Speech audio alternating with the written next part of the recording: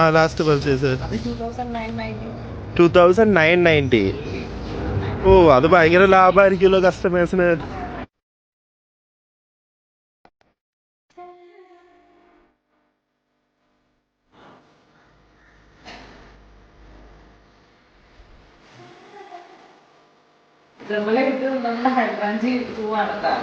നിങ്ങളുടെ റൂമിന്റെ അവിടെ ഉണ്ടായ മൾട്ടി കളർ വളരെ ക്രിയേറ്റീവ് ഫ്ലവർ നോക്കി ബൈ നാച്ചുറൽ കളർ ടോൺ.